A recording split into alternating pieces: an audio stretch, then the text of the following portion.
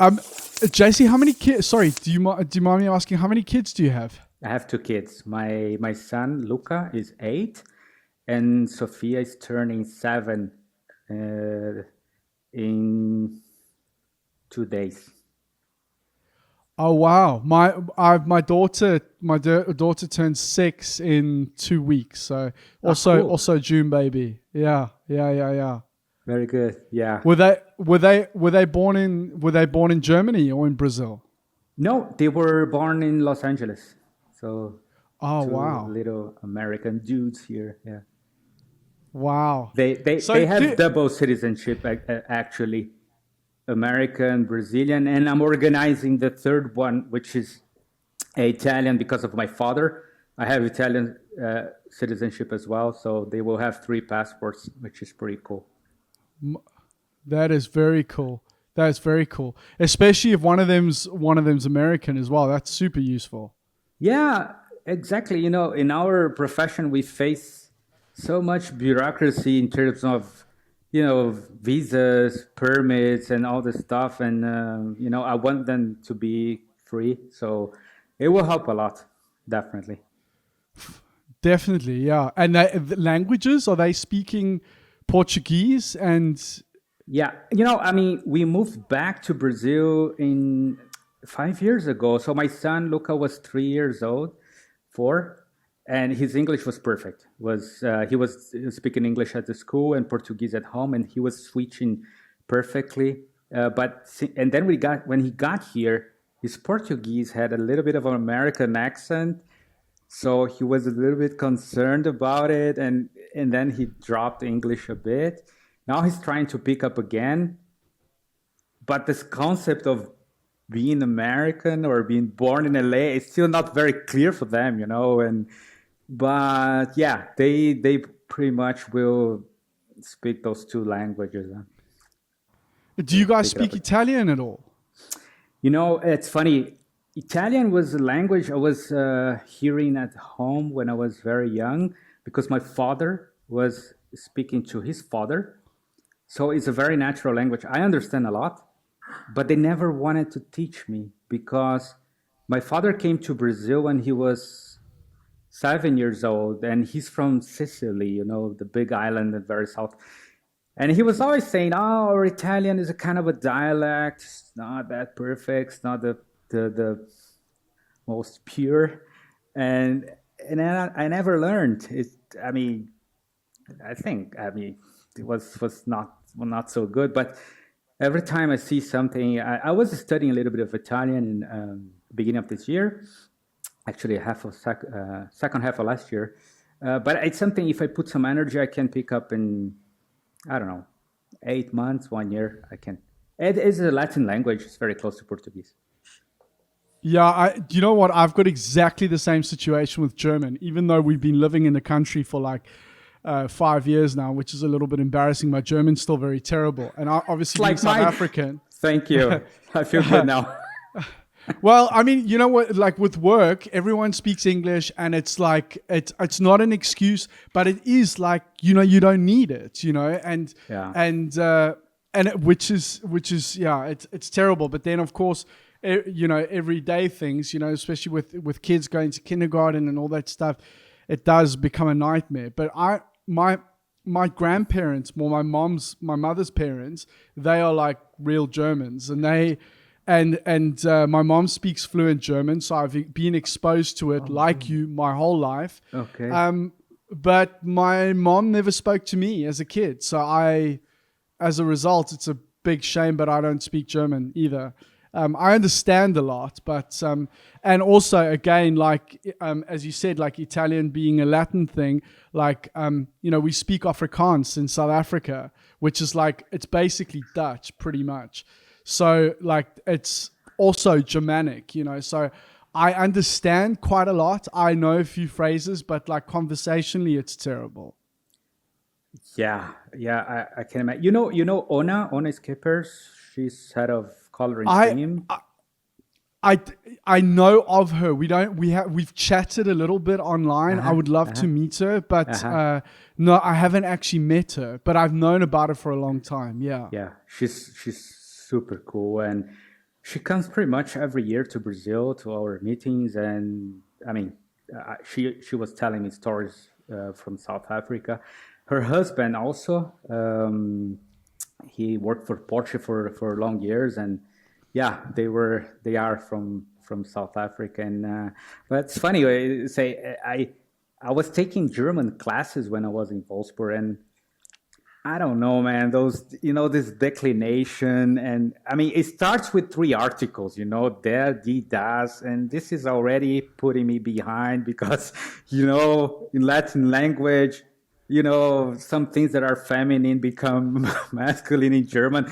This was really, and everything I know comes from hearing and the structure to put the verb at the back. It took me, I don't know, I think 3 years to start putting the first sentences together. It's not an easy thing. And did your wife pick up any German when she was there? Yeah, actually, yeah.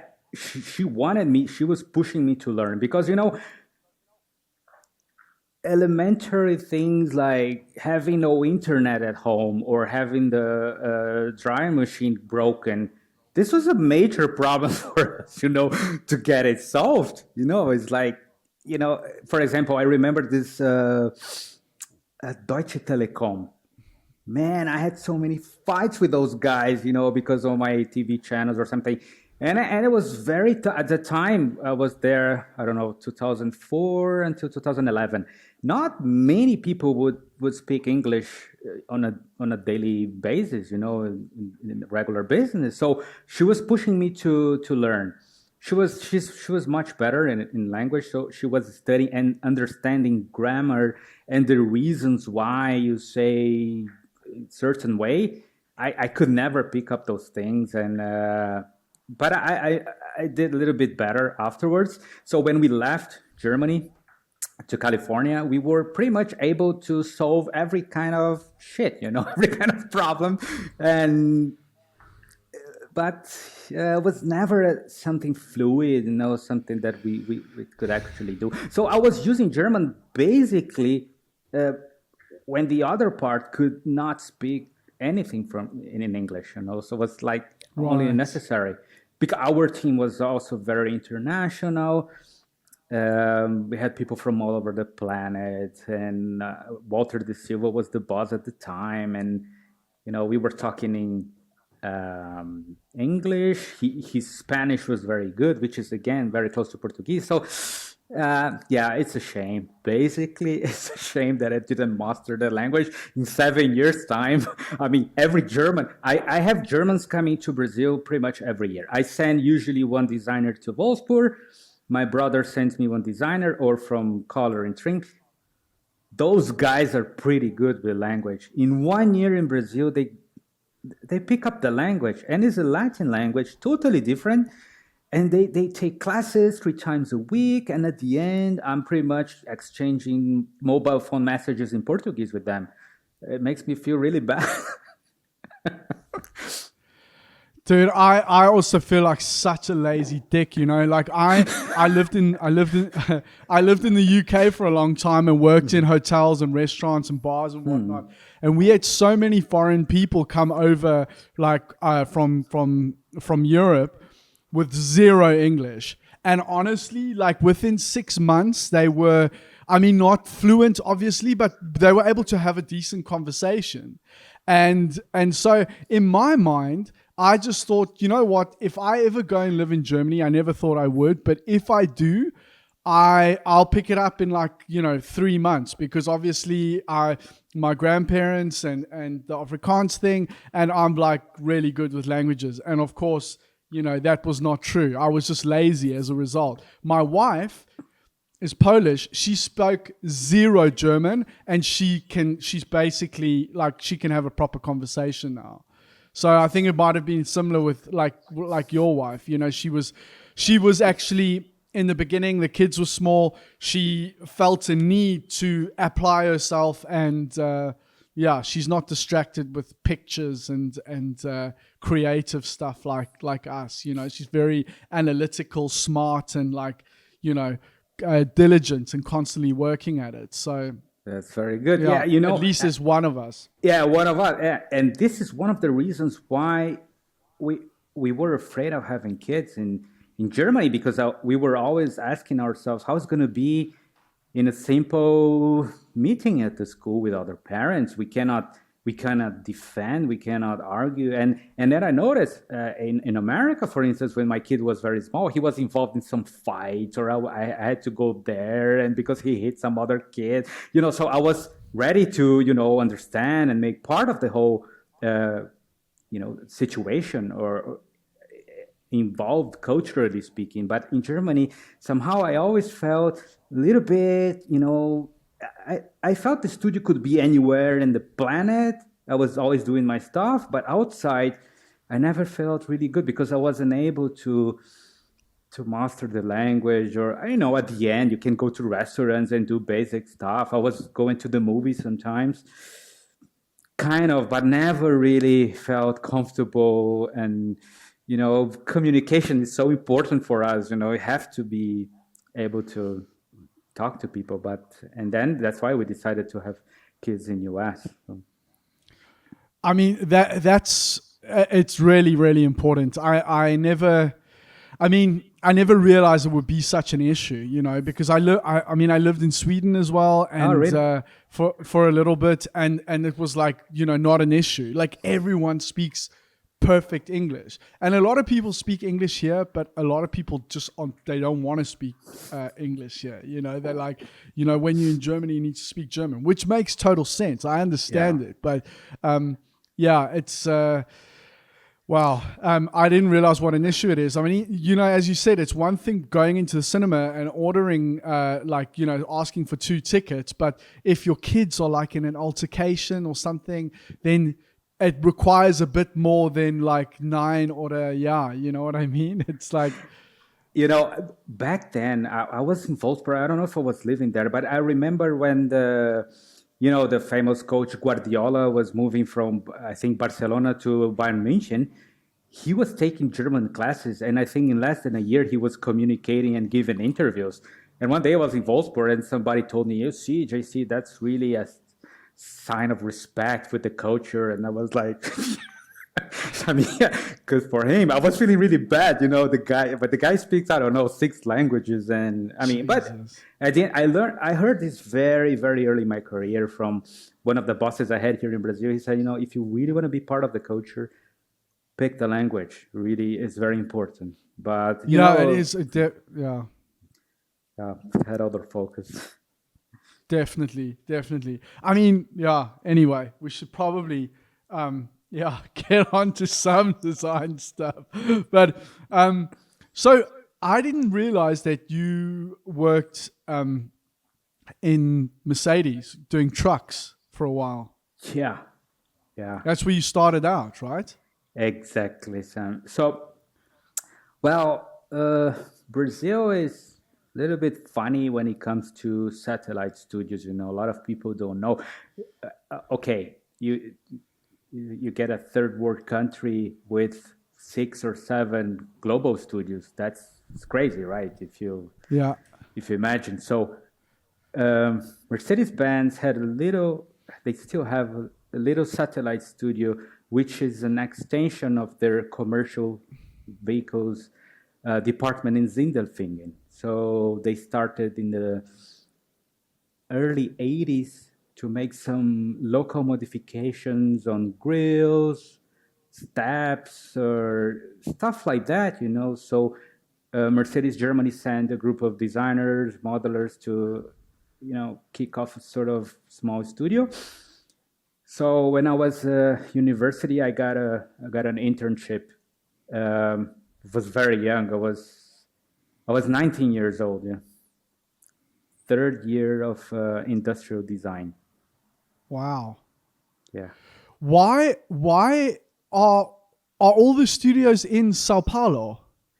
Well, because back in the 60s, there was a lot of incentives from the government to have factories. Actually, it's around Sao Paulo. It's 30 minutes. It's like, how can I say? It's not really downtown. It was an area that really needed to attract people to work in the production. So VW, General Motors, and Ford developed their own studios inside the factories. And also because in the past, Brazil was under a military government, which didn't allow imported cars. So I grew up in a scenario where I didn't see a Golf 1, 2, 3 maybe. So the local studios had to develop their own local projects. It's was mainly by a political scenario that the major OEMs started to develop cars here. And just Fiat has a studio more in the center of the country. It's a big studio also. And yeah, pretty much because of that. So the local industry couldn't keep up with the same international level.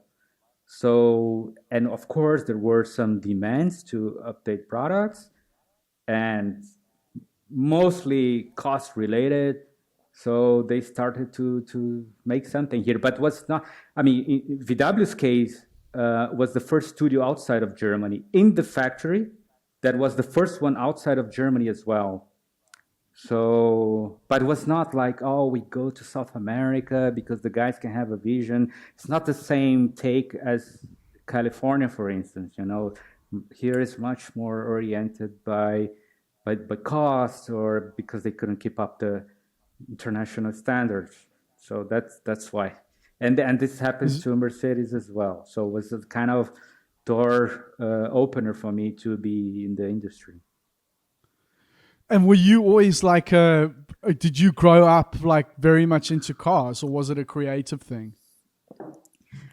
Oh man, I have to go back to early 80s. 76. Yeah, I was born in 77, so quite long ago. Okay. But okay. I was pretty much doing two things when I was young. I was playing football and drawing cars, and the same with my brother. So cars, I was drawing a lot, but cars had a sort of relation with my father, with going out and freedom. I don't know. And I was very sure I wanted to be a professional football player, what Americans call soccer. And this was carrying my father, like, because South America produces a lot of talents, and we all know how difficult it is to become a professional player. And the process is kind of rough. But this is what I wanted. I was a really bad student. I couldn't. Later on, I found out I had some difficulties to pick up concentration. Nowadays it's quite modern that the parents take care of that with their kids. But at my age, I was just kind of a dumb student, so I couldn't really develop. So I was always into this creative path. Of course, I played a little bit of guitar. I learned from my father, but I was drawing cars, playing football. When I was 12 years old, my father showed me an article, and there was this awesome sketch from Luiz Veiga. Luiz Veiga was the former head of the studio. He worked in Potsdam as well long years ago. This was 1991. I was 12 years old, and the headliner was designing the car of your dreams. I remember it was a 3/4 rear end. By hand, I could see the markers, the ball pen, and my father showed me, "See, look, this is a profession.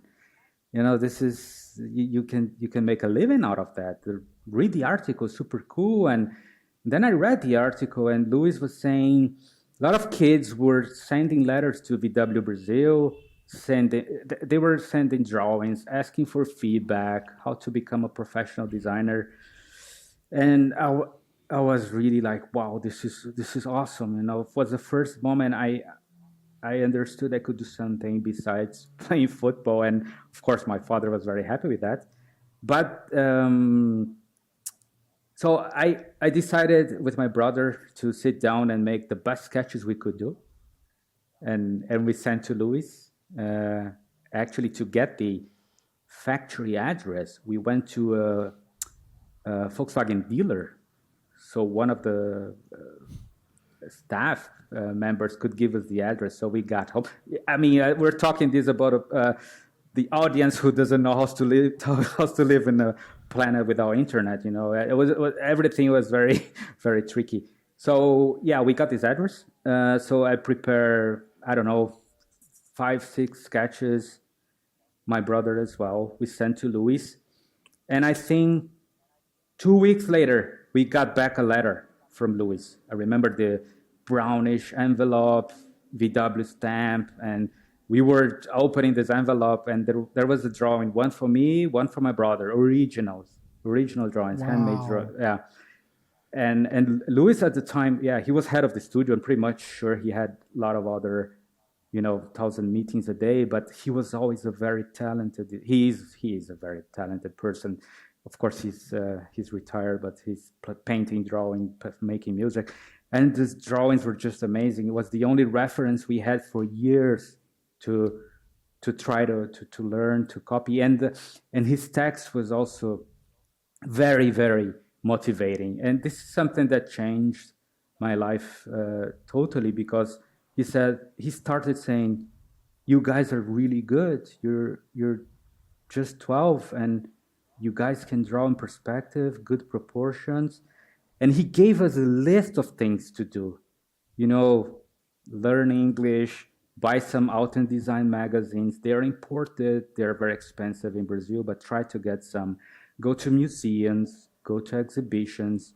There's no car design education in Brazil, but try to get some industrial design education. This is something Art mentioned in his interview with you, and so he gave a list of things that we did. We were just following exactly, and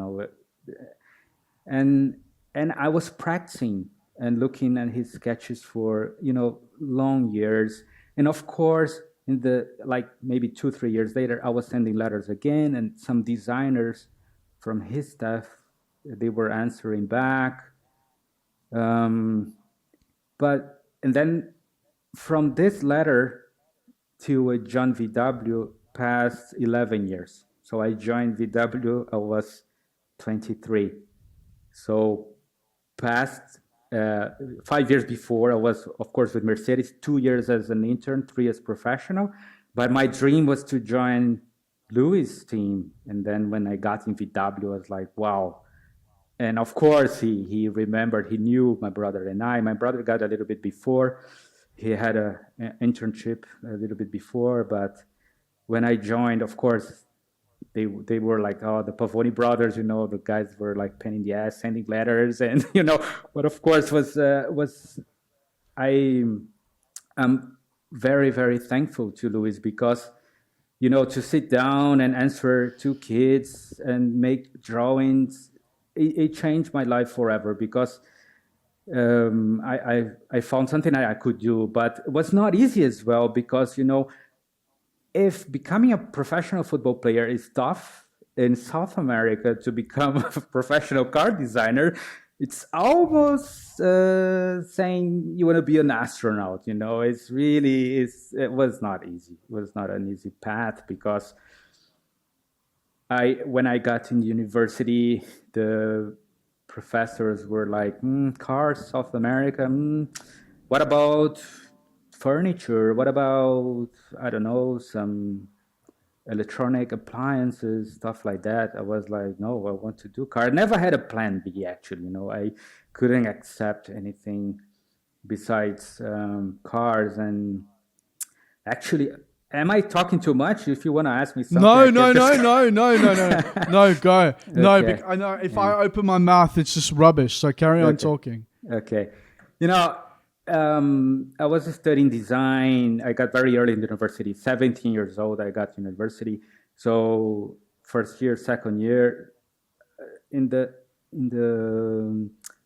I think end of second year, I got this interview at Mercedes, and I went there with my huge portfolio, A2 size. People were like, "Yeah, but you're not in the last year. You're still in the second year." I said, "Yeah, but I want to show my stuff, maybe." At the end, I got the second position because the first guy who got the internship, he could sketch and make lights and shadows much better, and he had an internship at Sharp, TV producer. They had a studio also in Brazil, and he had more experience. After 6 months, this guy gave up. He got back to Sharp because they offered him a permanent position, and they called me. So I got this internship very early in my life. So, and I knew if I was in the industry very early, it could be the chance to break through. I see nowadays I get so many portfolios from people all over the planet. They graduate every 6 months from Europe, Asia, US, and I'm like, fuck, those guys, they really have a hard time to get a job. But back then was like, man, I need to get this opportunity, And it was the first time in my life I thought I knew something, and I learned quickly that I didn't know anything. I had a portfolio with super cool sketches, but when I got in the studio, there were so many talented guys, and I suffered a lot. Feedback was not so good, and I started to do some interiors. At the beginning, I thought I was in the wrong profession. It was really tough. First 6 months. One day I got home like crying. I was like, my God, my drawings, and really not good. And after 6 months, things started to improve a lot. So actually, this is one of the reasons I don't believe in talent. I just believe in really hard work, because I improved so much. And I was really horrible. It was not what I was. Yeah. I mean, okay, 19, you don't expect too much, but I had to put a lot of effort on it. So I spent 5 years at Mercedes, very limited because I was sketching some grills, some interior of her, and I wanted to design cars, and I wanted to join VW because of the letter from Luiz Veiga. And then when I got there, it was the second time in my life I realized I didn't know shit about it, because my drawings were very, how can I say, verticalized, because the cabins, the trucks, the buses. And then again, it took me, I don't know, man, 6 months to 1 year to get all the proportions more attractive, And one day, one of the managers said, JC, your ideas are very good, but you have to communicate them in a more attractive way. And when I started in VW, I think Art mentioned that we started in the very same day. Art had an internship before, 1 year, but when he became a professional designer was April Fool's, actually, 2002. When we joined, we started in the very same day, Art and I. And Rodrigo Galdino, I think Art also mentioned, three of us, we started in the very same day. This guy's mad talented, actually. And we were part of, at the time there was super talented people as well. So again, always looking up. I always had a lot of talents to go after, And this was a very good thing in my career, always looking up and trying to get the best in the studio. My brother was already doing some production cars. We had some other older designers, and then I stayed 2 years in this studio in Saão Paulo, and then I got an offer to go to Wolfsburg for the 3 months project. Can I talk about the story now, or you want to ask me? Otherwise, no, you go. You carry on. Okay, cool. Yeah. Just let me know. I talk too much sometimes. No. You talk all you want. Okay. After 2 years, I had this offer to go to Wolfsburg, but in 2 years I was in VW Brazil. I had a very bad feeling about my capacity as a designer. I had, of course, the business card, my name, exterior designer, whatever, but I'd never done a full-size model. And a full-size model back in the day means much more than a full-size model nowadays. Of course, we have the computer support. You do a lot of the parts in ADAS, and then you mail and you check and go back to computer. back in the day, working on a full-size model means you could pretty much orchestrate technical information, 3 guys, front, side, and rear, time schedule, translating things onto real proportions, one-to-one. So, and I never done this, and I had to go to Wolfsburg to perform my first full-size model, and it was really like I accepted, of course, the chance because I wanted to go to Wolfsburg, and when I got there, I remember the day they opened the modeling room for me, and I saw Mark Lichter, Robert Lesnick, and my heroes from magazines. Okay, in terms of design, I mean, super talented people, but and I saw the full size models. I was like, fuck, I never go back to Brazil. I have to learn here. I will become a real designer.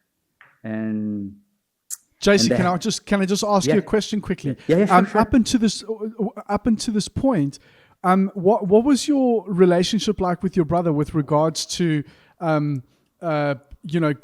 improve, like pushing each other? Was there a healthy competition, or was it ever negative? No, I never took it negative. Actually, my brother, I think I can say he's one of the most talented designers I know, and his capacity to translate ideas into mod. I think Art mentioned that day he can model. He was modeling body sides himself at the lunchtime with huge blades, heater, really. Jesus. He is really talented, and I learned a lot from him. We were pushing, I mean, lately he's not. He's not sketching anymore. He has no time for that. But I feel the pressure to still provide some artistic work. But at the beginning, we were helping each other a lot, especially when I moved from Mercedes to VW. He gave me a lot of tips about the proportions. But we were kind of pushing each other, it was very, very helpful. And we were sitting side by side in the studio in Brazil. And later on in Wolfsburg, we were sitting side by side in the studio as well. And we were neighbors in the same street. We worked on full sizes together. The Polo Generation 5, we worked throughout the whole process. And the final was his model against mine. The Jetta 6, I think we designed together, the exterior. And I mean, he was always my partner in crime, always learn a lot. So the competition was positive. Of course, to some point, we had to separate because it was always like, the brothers, and we have completely different profile. I mean, I don't want to say that, but if you talk to people in the industry or everybody involved in VW Studios, they will say, Marco is one way, JC is the other. He was fighting a lot to get to the position he has now as head of exterior, which is an amazing amount of projects he has to deal with. And then we split it. I went to California. So I was making my career outside Wolfsburg to some degree. So I had to learn a lot in Wolfsburg in order to implement the processes in other studios outside Germany. So yeah, answering your question, the competition with my brother was very healthy. We learned a lot from each other. I learned a lot from him, and he's really good. So, but I got in Wolfsburg before. He was in Brazil, and I think he was with Luiz Veiga in Potsdam for a couple of months for South American projects. But I was very lucky that they placed my full-size model in the studio in Wolfsburg. And Oliver Stefani, today head of Skoda Design, was the team leader. I saw that picture that you posted of you and him in the studio. Yeah, exactly. Yeah, long hair, awful. But yeah, actually that picture was taken by Mario Majdandic, the guy who designed the BMW i8. Wow. Yeah, he was sitting next to me. Actually, that team was just really, I had Max Missoni close to me, Mario Majdandich in front, Simon Losby, today Vice President of Hyundai, Martin Kropp, Design Director of MG in China. It was crazy amount of talent. Under Oli Stefan was just one team out of 3 teams. And I was very lucky. I was very welcomed by Oli. And I was also very lucky because his father was a top guy here in Brazil in the 80s, working on the engine. So Oli used to come to South America. Oli was a very international guy. He had his master degree in Los Angeles. He was team leader in the Sitges studio in Spain. He was constantly coming to South America. So we had a lot of, we still up to date. We have he's really good friend. And after 3 months in Wolfsburg, I had a conversation with him at the very day when I got this picture. I was saying, Oli, look, I have a Brazilian contract. I'm here for a couple of months, but I really want to make part of your team. And, you know, at the time, people were seeing me as a young kid from South America who could make crazy sketches, but I knew I needed to learn everything that I didn't learn at the school, a proper transportation design school. And Oli was so nice. He said, oh, JC, come on, just pack your stuff in Brazil and come. You know, we like you a lot. For me, you're part of the team already. I was like, oh, fuck, you know, that's the chance. So I had to quit VW Brazil, change the contract, and I was hired a little bit later as a permanent designer. And at the time, my brother was in Potsdam. So when he was there, I would call him and say, Marco, tomorrow there's a sketch review for the Scirocco. Man, just send your stuff. Because I was telling Oli, I said, Oli, I have a twin brother. And he was like, yeah, I heard about it. I said, yeah, he's good. He's really good. I said, yeah, is he good? I said, yeah, he's really good. And then my brother would get in the car, drive from Potsdam to Wolfsburg, and present his stuff in the design review. We were like breaking all the, you know, like, I mean, for us, there were no rules of team leaders, who's your boss. And I was just opening the doors for my brother. He was not very talkative at the time, but mega talented. And when he presented his stuff for the Scirocco, both of us, we got permission to work on scale models. And he was traveling from Potsdam to Wolfsburg, like, you know, twice a week to handle the models. And this was the way I was bringing my brother in, and then everybody was like, oh, Marco, you have to leave the studio in Brazil and join your brother and Oli. So we both became team players of Wolfsburg. Wow, that's awesome, dude. Yeah. That's so cool. Yeah, it's really cool.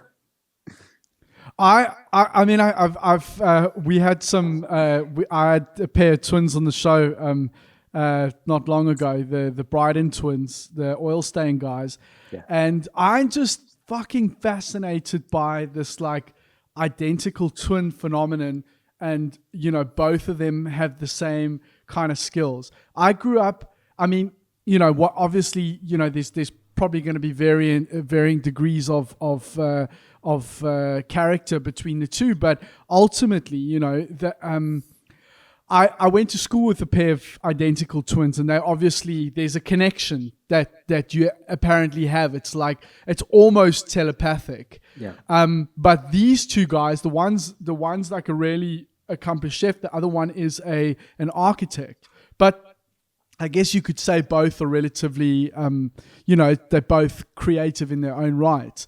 But when I came, like, there are at least, including you, 3, maybe 4 sets of identical twins in the car design business, which is still, it blows my mind. It's like you guys not only like the same thing, but you both kind of made the grade to be good enough in this crazy, crazy competitive field. And I had like every set that every set, as if it's a pair of toys. Every combo. Every combo. Every combo of twins, every pair of twins that I've spoken to, you know, the competition has always been at a healthy level. Like, it's always been, you know, as you said, you know, we helped each other, we pushed each other at times, but it's always been positive. And that's Yeah, it's really cool. It's really cool to hear. I'm just fascinated. It's just a really interesting thing for me. Yeah, I mean, to some people, this is almost a kind of weird stuff. But if you look back, I mean, he was same age, doing the same things, playing the same toys, playing the same ball, drawing the same cars. It was just one more activity we would do together, and we were testing our skills, going to our parents, saying, "Hey, Dad, which one is better?" And they were like, "Oh no, they're two very good." And one day we said, "Okay, we designed." And then we say, you did both, and then you ask which one is better. So we wanted to have an answer from our parents, which sketch was better. So we were very competitive at very early stage, but I think it was a natural thing that we did together. What is very not weird, but of course we made a career inside VW. Our first promotion to executive level happened in the very same day. We were both promoted to team leader position. He was one day before me making the test. And we have the same rankings in the structure. Of course, he has the exterior design position, head of exterior in Wolfsburg, but in terms of internal structure, it's pretty much the same kind of level. It's really funny, that we managed. And it's funny you say, I had a meeting with Joseph Caban the other day, and he was like, man, how can it be? You both guys are doing, good job, and this is amazing. Yeah, it's really.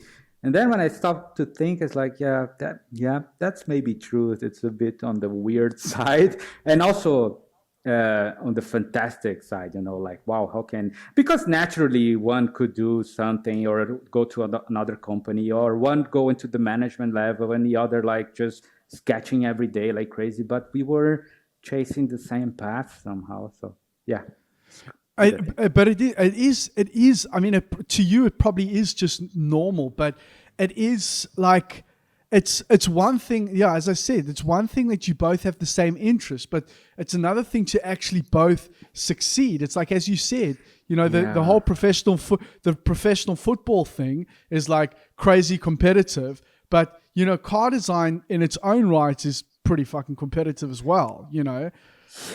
So it is very impressive, dude. Very impressive. Yeah, I think the early days in Wolfsburg for us were defining our careers, I think, because at the same time we were seen as two young kids, very productive. I think I remember Oli Stefani saying, "Oh, I like to work with you guys. You can make 6-7 proposals a day. That's crazy." And design is about discussing over proposals and not blah blah blah. And Marco and I, we were really bad presenting our stuff.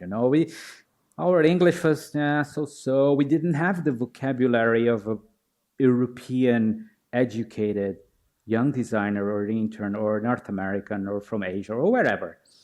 So we needed to make outstanding artwork to convince the bosses. I remember the first day I had a presentation was for I think it was a Charan project. I don't know, it was a huge van. And then we were all around the screen with the bosses, and they say, "Oh, JC, put your stuff in the folder." I was like, and the bosses look at me, "Okay, JC, explain your proposal." I was like, "Oh, fuck, why explain?" It was a traumatic situation to me. I was like, "Oh, yeah, I wanted something cool, and I couldn't explain, man." And this is another reflection from a bad education, because if you don't study transportation design, you don't explain your proposals, you don't know how to do that. So I remember Cesar Montada. Cesar today is head of lights at Audi, lights and wheels. He's a guy from Barcelona, really good friend of mine. He was my team leader under Oliver, was head of the studio. And Cesar came to me and said, "Wow, JC, your drawings are super cool, man. You will win all the competitions here, the scale models and full sizes. But I have to tell you something. Your presentation skills are shit. It's really bad." And I took very serious, because everything to me was important information. And from that day, I was like, "Oh my God, I have to improve that." And then I was paying attention. For example, you had Chris Lesmana. He was making like 1 or 2 sketches, like crystal clear what he wanted. And he was talking in front of 20 people, like if he was talking to his girlfriend. And I was like, my God, I have to develop this skill. Then I started to watch TV presenters, Steve Jobs, or whoever had the talent to communicate. And I was improving day by day. Another example of how I don't trust in natural talent because I was a shit of a presenter.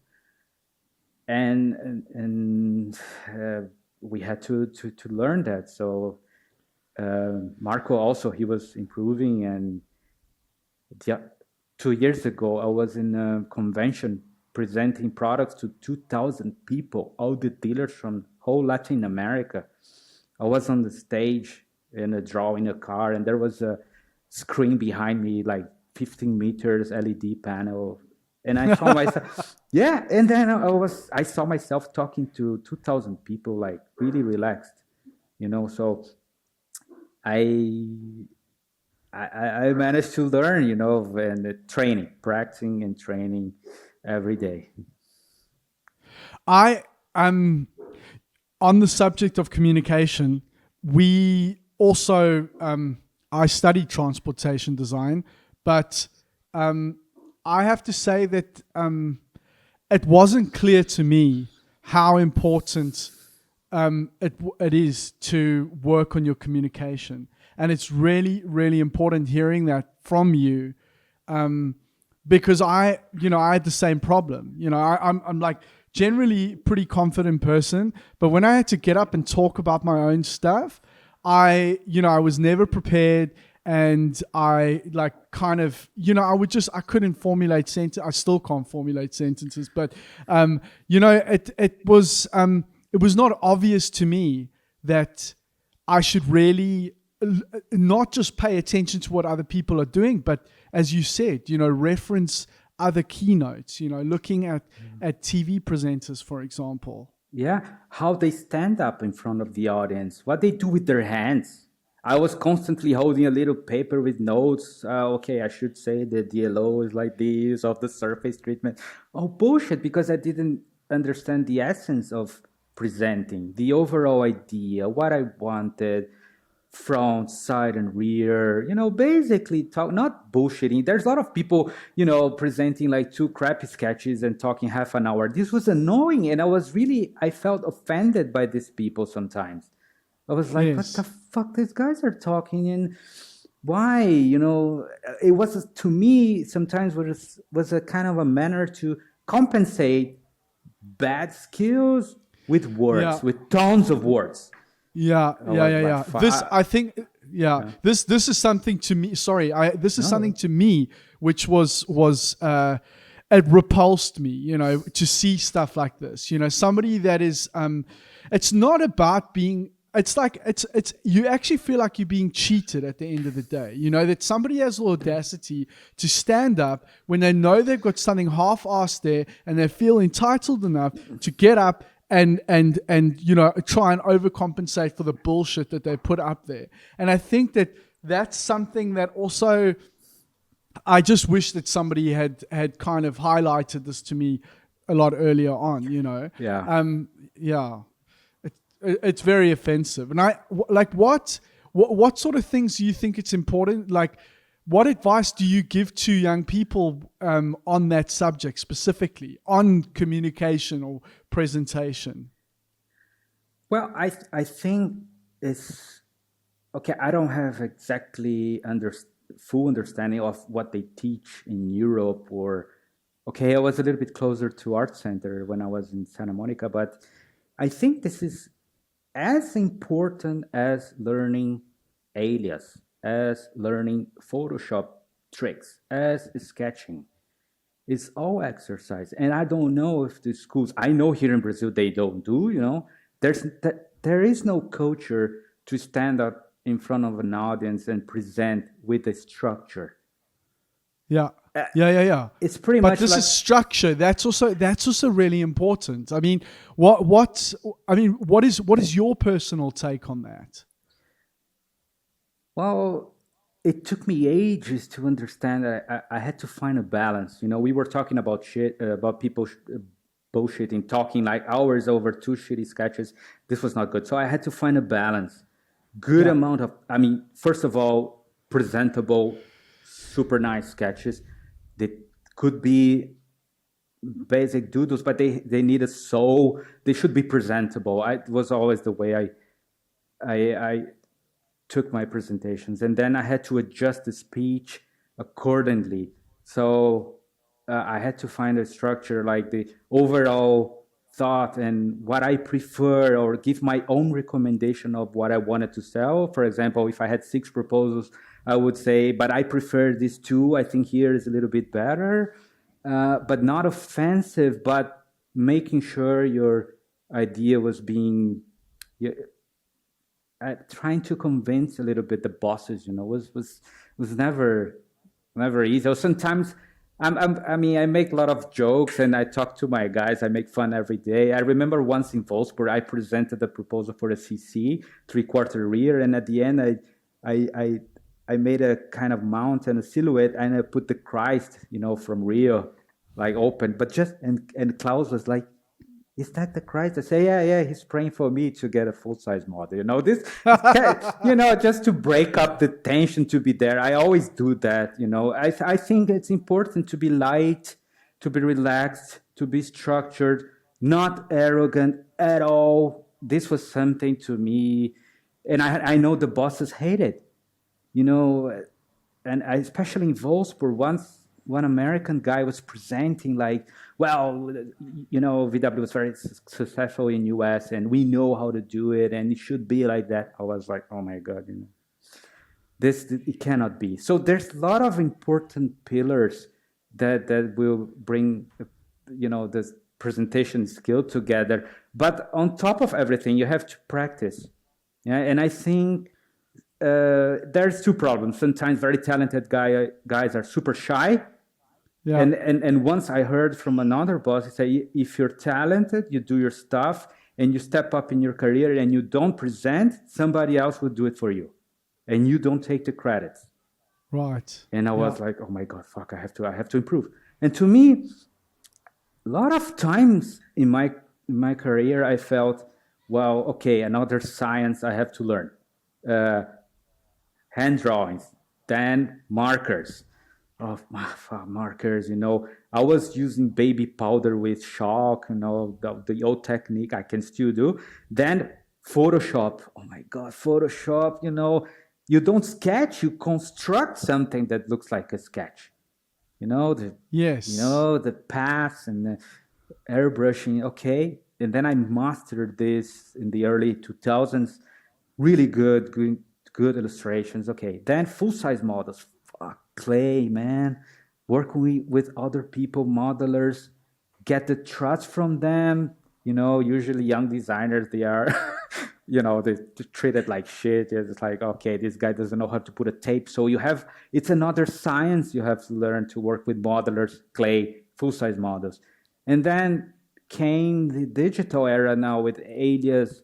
And then I was like, oh my God, but the feeling from clay is not there anymore. But now I tell you, it's super cool. I love to work with CAD modelers as much as I do. I do much less in clay now. But every time you have to put yourself in a position, fuck, I don't know anything about it. Let me learn. Let's give me some time. And I think presentation skills is just the same.